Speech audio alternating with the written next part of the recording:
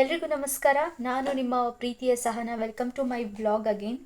So ಇವತ್ತಿನ ನನ್ನ ವ್ಲಾಗ್ನಲ್ಲಿ ಯಾವುದರ ಬಗ್ಗೆ ನಾನು ಹೇಳ್ತಾ ಇದ್ದೀನಿ ಅಂತಂದರೆ, ಈ ಪ್ರಕರಣ ನಮಗೆ 10 ವರ್ಷದ ಹಿಂದೆಯೇ ನ್ಯೂಸ್ಗಳಲ್ಲಿ ನಾವು ನೋಡಿದ್ವಿ. ಆದರೆ ಆ ಪ್ರಕರಣ ಮುಚ್ಚೋಗಿತ್ತು. ಮತ್ತೆ ಅದಕ್ಕೆ ಮರುಜೀವ ಬಂದಿದೆ. ಯಾವ ಒಂದು ಪಾಡ್ಕಾಸ್ಟಲ್ಲಿ ನೋಡ್ರಿ ಅಥವಾ ಯಾವುದೇ ಒಂದು ಯೂಟ್ಯೂಬ್ ಚಾನಲ್ಲು, ಇನ್ಸ್ಟಾಗ್ರಾಮಲ್ಲಿ ನೋಡಿದ್ರು ಆ ಒಬ್ಬ ಹೆಣ್ಣು ಮಗಳ ಬಗ್ಗೆನೇ ಎಲ್ಲರೂ ಮಾತಾಡ್ತಾ ಇದ್ದಾರೆ. ಅತ್ಯಂತ ಕ್ರೂರವಾಗಿ ಅವಳು ಸಾವಿಗೀಡಾಗಿರೋದು ಈಗ ಮತ್ತೆ ಚರ್ಚೆಗೆ ಗ್ರಾಸ ಆಗಿದೆ ಅಂತ ಹೇಳ್ಬೋದು. ಸೊ ಅವಳು ಯಾರು ಅಂತ ಅಂದರೆ, ನಾನೀಗ ಹೇಳಕ್ಕೆ ಹೊರಟಿರೋದ್ರ ಬಗ್ಗೆ ಸೌಜನ್ಯ ಅವರ ಬಗ್ಗೆ. ಸೊ ಕಾರ್ಕಳ ಅಂದರೆ ಈಗಿನ ಉತ್ತರ ಕನ್ನಡ ಜಿಲ್ಲೆಯ ಕಾರ್ಕಳದಲ್ಲಿ ಅವರು ಹುಟ್ಟಿದ್ರು. 2012ರಲ್ಲಿ ಅವರು ಅತ್ಯಂತ ಕ್ರೂರವಾಗಿ ಬರ್ಬರವಾಗಿ ದುಷ್ಟ ಜನರ ಬಲಿಯಾಗಿದ್ದರು. ಅವರ ಒಂದು ಸಾವನ್ನು ಮುಚ್ಚಿ ಹಾಕುವಂಥ ಪ್ರಯತ್ನ ನಡೆದಿತ್ತು.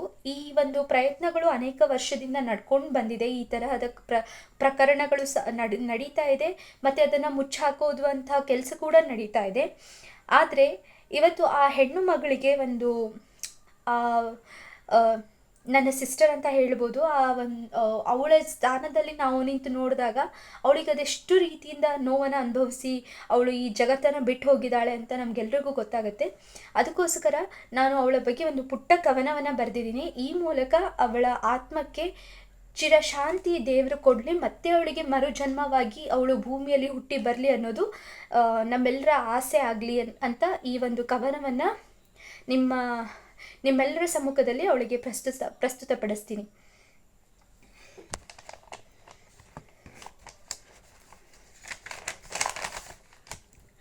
ಸೌಜನ್ಯ, ಹೆಣ್ಣಾಗಿ ನೀ ಜನಿಸಿದೆ ಧರ್ಮದ ಭೂಮಿಯಲ್ಲಿ, ಆಗಲೇ ಆಯಿತು ಕರುನಾಡಿನ ಧರ್ಮಸ್ಥಳ ಪುಣ್ಯ. ಹೊತ್ತಿರುವೆ ಚಾಮುಂಡಿ ಮಾತೆಯ ನಗುಮೊಗದ ಸೌಮ್ಯತೆಯ ಮೊಗವನ್ನು, ಸರಳತೆಯ ಸಭ್ಯತೆಗೆ ಬಲಿಯಾಯಿತು ಧರ್ಮಸ್ಥಳ ನೆಲದಲ್ಲಿ ಒಂದು ಸುಂದರ ದೇಹ ಛಿದ್ರ ವಿಚಿದ್ರವಾಗಿ ಕಳಚಿ ತನ್ನ ಮೇಲಿರುವ ವಸ್ತ್ರವನ್ನು. ಏಕಿ ಶಾಪ ನನಗೆ ಮಂಜುನಾಥ ಎನ್ನುವಾಗಲೇ ಹಾರಿತು ಪ್ರಾಣ, ಹೆಣ್ಣಿನ ಮೋಹದಾಸಿಗೆ ಸೃಷ್ಟಿಯಾಯಿತು ಆಗಲೇ ಅಧರ್ಮದ ಬೆಂಕಿಯಂತೆ ಮಾಡಿ ಆ ನೆಲವನ್ನು ಸ್ಮಶಾನ. ಎಲ್ಲಿ ಮರೆಯಾದಳು ಬರಲಿಲ್ಲವಲ್ಲ ಹೊತ್ತು ಕಳೆದರು ಎಂದು ಪರಿತಪಿಸುತ್ತಿತ್ತು ಹೆತ್ತ ಕರುಳು ಅಲ್ಲಿ, ದುಷ್ಟರ ದುರಾಸೆಗೆ ಮಣ್ಣಾಗಿ ಹೋಗಿತ್ತು ಸೌಜನ್ಯಳ ಮರ್ಮಾಂಗವಲ್ಲಿ. ದೇಹದ ಮೇಲೆಲ್ಲ ಬರೆ ನೀಡಿದಾಗ ಬರಲಿಲ್ಲವಲ್ಲ ಮಂಜುನಾಥ ಎಂದು ಜನ ಕೂಗಿದರು ಅಲ್ಲಿ, ತಾಯಿಯಂತೆ ಬದುಕು ಕೊಟ್ಟ ಮಗಳಿಗೆ ಅನ್ಯಾಯವಾದಾಗ ಗೊತ್ತಾಗಲೇ ಇಲ್ಲ ಈ ಹೆತ್ತ ಕರುಳಿಗೆ ಅಂದಿತು ಜನಾದೇಶದ ದೈವವಲ್ಲಿ.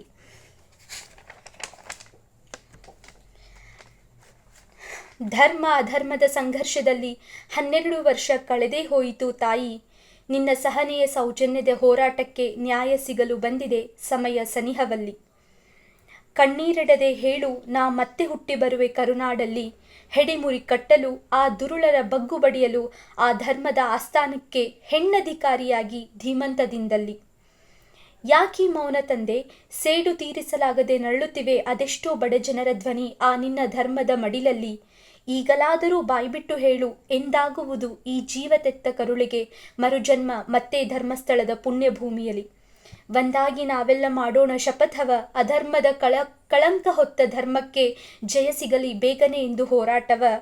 ಈ ರೀತಿಯ ಹೆಣ್ಣಿನ ಶೋಷಣೆ ಅತ್ಯಾಚಾರಕ್ಕೆ ಸಿಗಲಿ ಸಮಯದ ಕಡು ಶಿಕ್ಷೆ, ಮಾನಸಿಕ ಮನಸ್ಥಿತಿಯ ಹೇ ನೀಚ ಮಾನವ. ಆಗಲೇ ಸಿಗುವುದು ಶೋಷಿತ ಹೆಣ್ಣು ಮಕ್ಕಳಿಗೆ ನ್ಯಾಯವಲ್ಲಿ, ಮಾಡದಿರುವ ತಪ್ಪಿಗೆ ಶಿಕ್ಷೆ ಹೊತ್ತ ಗಂಡಿನ ಗುಂಡಿಗೆ ಮುರಿಯುವ ಅಶಿಕ್ಷೆಯ ಸಂಸ್ಕಾರದ ಕೊಂಡಿ ಸಮಯದ ಬೆಂಗಾವಲಲ್ಲಿ. ನೀ ಮತ್ತೆ ಹುಟ್ಟಿ ಬರುವೆ ಸೌಜನ್ಯ, ನಿನ್ನನ್ನು ಆಲಂಗಿಸುವೆವು ಸಂತೋಷದಿಂದ ಭರತ ಭೂಮಿಯಲ್ಲಿ ಕರುನಾಡಿನ ಜನ ತನು ಮನ ಧನ. ಧರ್ಮಸ್ಥಳದ ಧರ್ಮಾಧಿಕಾರಿಗಳ ಮನೆಯ ತೊಟ್ಟಿಲಲ್ಲಿ ಅದೇ ನಗುಮೊಗದ ಮಗುವಾಗಿ Soujanya Soujanya Soujanya. Let's all pray the justice for our dearest sister Saujanya. Om Shanti.